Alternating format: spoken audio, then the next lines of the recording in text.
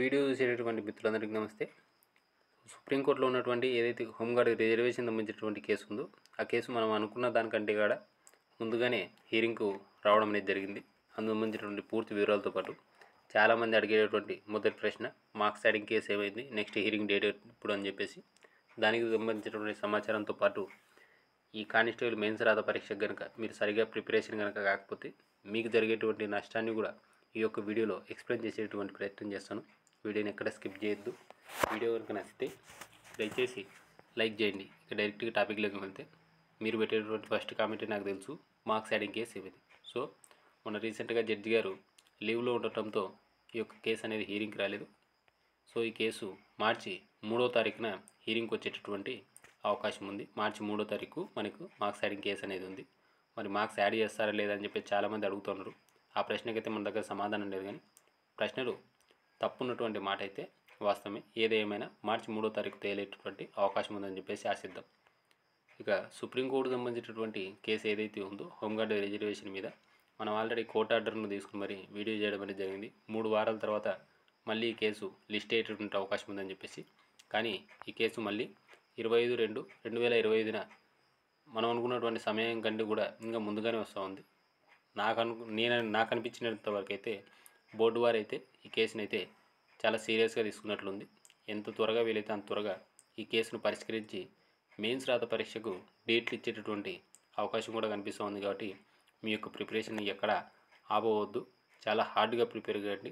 ఏదైతే ఈ యొక్క కానిస్టేబుల్ నోటిఫికేషన్తో పాటు ఇచ్చినటువంటి ఎస్ఐ నోటిఫికేషన్ ఉందో అందులో సబ్ ఇన్స్పెక్టర్లుగా సెలెక్ట్ అయ్యి ఆల్రెడీ ట్రైనింగ్ కూడా అయిపోగొట్టుకుని చాలామంది ఇప్పుడు ఎస్ఐలు అయితే పాసింగ్ అవుట్ పీరియడ్లో వస్తూ ఉన్నారు. మీ మిత్రుడు కూడా ఉండొచ్చు అందులో.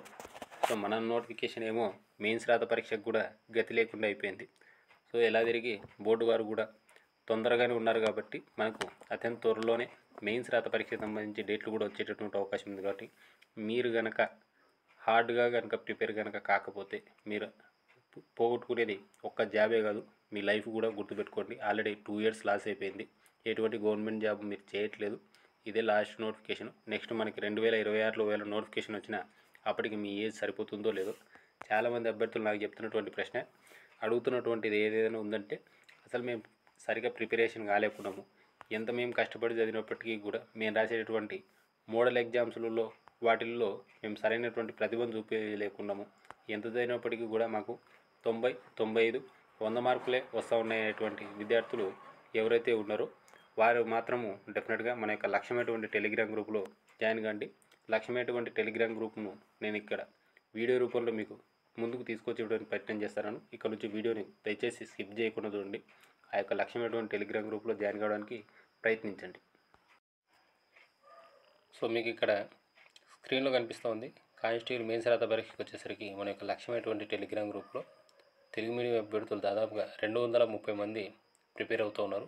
నేను ఆల్రెడీ చెప్పాను, 120 నుండి 130 మార్కులు టార్గెట్గా పెట్టుకొని ప్రతిరోజు నేను తయారు చేసినటువంటి pre plan time table follow అవుతూ ప్రతిరోజు వారు చదివినటువంటి సబ్జెక్ట్స్ మీద, వారు చదివినటువంటి టాపిక్స్ మీద ప్రతిరోజు సబ్ ఇన్స్పెక్టర్ రేంజ్లో ఎగ్జామ్స్ రాస్తూ కానిస్టేబుల్ మెయిన్స్ రాత పరీక్షకైతే ఈ యొక్క 230 మంది ప్రిపేర్ అవుతూ ఉన్నారు. మీకు ఆల్రెడీ టైం టేబుల్, ఇక్కడ ఉన్నటువంటి టెస్టులన్నీ కూడా మీరు చూస్తూ ఉన్నారు. ఇందుకు సంబంధించి ఒక టెస్ట్ను కూడా ఓపెన్ చేసి మీకు చూపించేటువంటి ప్రయత్నం చేస్తాను ఈ యొక్క వీడియోలో. సో రీసెంట్గా మనం లక్ష్యమైనటువంటి టెలిగ్రామ్ గ్రూప్లో ఒక గ్రాండ్ టెస్ట్ను పెట్టుకోవడం అనేది జరిగింది, అర్థమెటిక్ రీజనింగ్కి సంబంధించి. సో ఆ యొక్క క్వశ్చన్ పేపర్ను మీకు ఒకసారి ఇక్కడ చూపించేటువంటి ప్రయత్నం చేస్తాను. సో మీరు ఇక్కడ ఆల్రెడీ లక్ష్యమైనటువంటి టెలిగ్రామ్ గ్రూప్లో పెట్టినటువంటి అర్థమెటిక్ మరియు రీజనింగ్కి సంబంధించి టాపిక్స్ ఆల్రెడీ ముందుగానే చెప్పి దాని మీద మనం దాదాపుగా 100 మార్కులకు ఒక గ్రాండ్ టెస్ట్ను పెట్టడం అనేది జరిగింది. మీరు ఇక్కడ క్వశ్చన్ పేపర్ను కూడా చూస్తున్నారు. సో ఇలా ప్రతిరోజు ప్రణాళికాబద్ధమైనటువంటి టైం టేబుల్ ఇచ్చి ప్రతిరోజు మీకు చదివినటువంటి టాపిక్స్ మీద ఆ యొక్క సిలబస్ అయిపోయే విధంగా ఎగ్జామ్స్ పెట్టి మిమ్మల్ని కానిస్టేబుల్ మెయిన్స్ రాత పరీక్షకైతే ఈ యొక్క లక్ష్యమైనటువంటి టెలిగ్రామ్ గ్రూప్లో మిమ్మల్ని ప్రిపేర్ చేయించడం అనేది జరుగుతుంది. ఇప్పటికి దాదాపుగా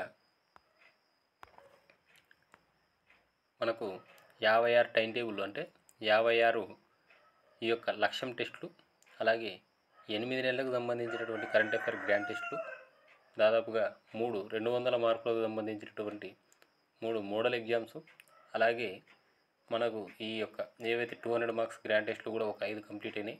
నెక్స్ట్ వచ్చేసరికి ఒక అర్థమెటిక్ రీజనింగ్ గ్రాండ్ టెస్ట్ కూడా మనం దీంట్లో కంప్లీట్ చేసుకోవడం అనేది జరిగింది. జాయిన్ కావాలనుకున్నటువంటి విద్యార్థులు లక్ష్యం టెలిగ్రామ్ గ్రూప్లో జాయిన్ కావాలనుకున్నటువంటి విద్యార్థులు స్క్రీన్లో కనిపిస్తున్నటువంటి నా నెంబర్ 9885153134 అటువంటి నెంబర్కు 200 రూపాయలు ఫోన్పే లేదా గూగుల్ పే చేసి ఆ యొక్క స్క్రీన్ షాట్తో పాటు మీ యొక్క కానిస్టేబుల్ అప్లికేషన్ ఫోటో కానీ స్టేజ్ 2 కానీ అదే నెంబర్కు వాట్సాప్ చేయండి. మీకు గ్రూప్ లింక్ పంపుతాను, జాయిన్ కండి. రోజు pre planned time table follow అవుతూ ప్రతిరోజు ఎగ్జామ్స్ రాస్తూ మీ యొక్క కానిస్టేబుల్ మెయిన్స్ రాత పరీక్షలో 120 నుండి 130 మార్కులు సాధించే విధంగా సన్నద్ధంగా అండి. వీడియో కనుక నచ్చితే దయచేసి లైక్ చేయండి, షేర్ చేయండి. కొత్తగా కనుక మన ఛానల్ చూసే వాళ్ళకైతే దయచేసి సబ్స్క్రైబ్ చేసుకోండి. Thank you.